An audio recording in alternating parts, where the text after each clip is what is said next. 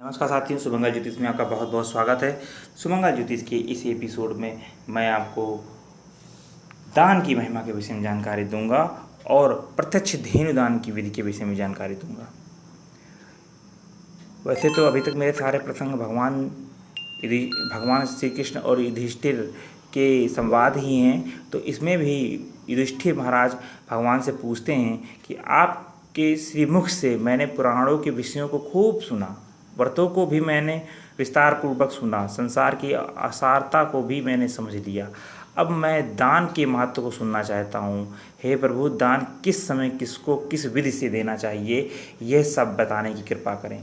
मेरी समझ से दान से बढ़कर अन्य कोई पुण्य कार्य नहीं है प्रभु, क्योंकि धनियों का धन चोरों द्वारा चुराया जा सकता है अथवा राजा द्वारा छिनवाया जा सकता है। अतः धन रहने पर दान अवश्य करना चाहिए, क्योंकि दान के जो पुण्य फल हैं वो बहुत ज़्यादा हैं, उनकी कोई सीमा नहीं है।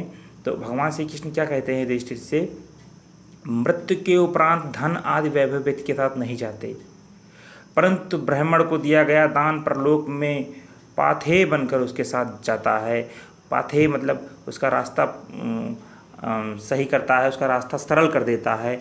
और हष्ट पुष्ट बलवान शरीर पाने से भी कोई लाभ नहीं है जब तक कि किसी का उपकार न करें। उपकारहीन जीवन व्यर्थ है, इसलिए एक ग्रास से आधा अथवा उससे भी कम मात्रा में किसी चाहने वाले व्यक्ति को दान क्यों नहीं दिया जाए।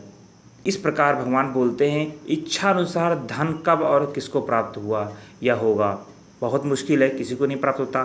धर्म अर्थ तथा काम के विषय में सचेष्ट होकर जिसने प्रयत्न नहीं किया, उसका जीवन लोहार की धौकनी की भांति व्यर्थ हो जाता है।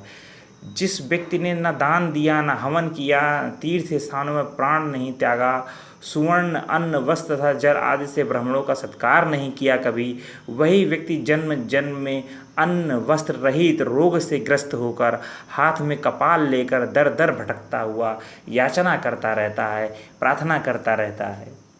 अनेक प्रकार के कष्टों को सहकर प्राणों से भी अधिक प्रिय जो धन एकत्र किया गया है, उसकी एक ही सुगति है, दान। शेष भोग और नाश तो प्रत्यक्ष विपत्तियां ही हैं।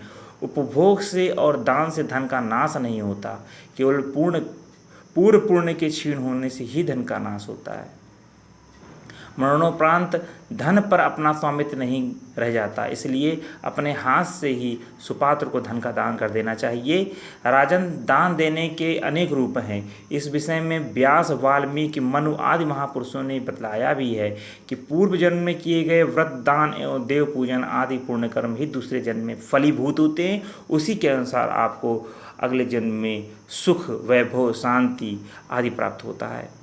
भगवान युधिष्ठिर से बोलते हैं कि गौ, भूमि और सरस्वती, ये तीन दान सभी दानों में श्रेष्ठ और मुख्य हैं। ये अतिदान कहे गए हैं। गायों के दूहने, पृथ्वी को जोत कर अन्न उपजाने तथा विद्या के पढ़ने पढ़ाने से 7 कुलों का उद्धार होता है।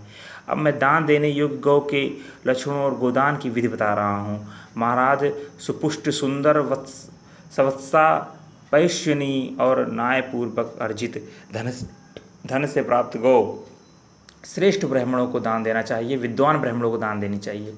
वृद्धा, रोगिणी, वंध्या, अंगहीन, मृतवत्सा, दुश्शीला और दुग्ध रहित तथा अन्यायपूर्वक प्राप्त गौ का कभी दान नहीं करना चाहिए।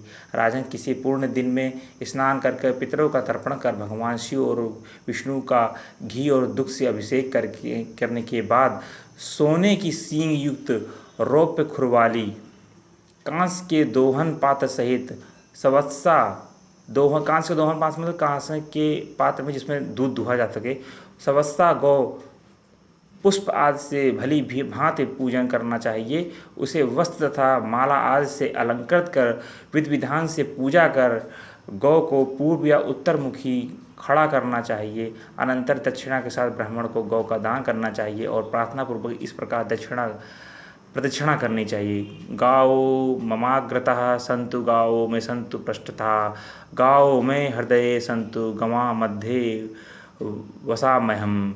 गाय की पूंछ पकड़कर, हाथी का सूंड, घोड़े का कान तथा दासी के सिर का स्पर्श कर, मर्ग चर्म की पूंछ पकड़कर दान करना चाहिए। जब ब्राह्मण गाय लेकर जाने लगे तो उसके पीछे पीछे 8-10 कदम तक जाना चाहिए। इस विधि से जो व्यक्ति गोदान करता है उसे सभी प्रकार के अभीष्ट फल प्राप्त होते हैं और स्वर्ग की प्राप्ति होती है।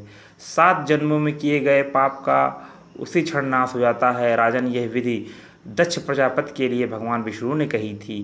गोदान करने वाला चतुर्दश इंद्रों के समय तक स्वर्ग में निवास करता है, उसको इतने अच्छे फल प्राप्त होते हैं। यह गोदान सभी पापों को दूर करने वाला होता है, इससे बढ़कर और कोई प्रायश्चित नहीं है। गोदान ही एक ऐसा दान है जो जन्म जन्मांतर फल देता है। इसलिए व्यक्ति को गोदान अवश्य करना चाहिए और गोदान करके अपने जीवन को धन्य बनाना चाहिए। साथियों, आशा करता हूँ वीडियो आपके लिए अच्छा है और गोदान से संबंधित आपको ज्ञान प्राप्त हो गया होगा। हरे कृष्णा। वीडियो देखने के लिए बहुत बहुत धन्यवाद।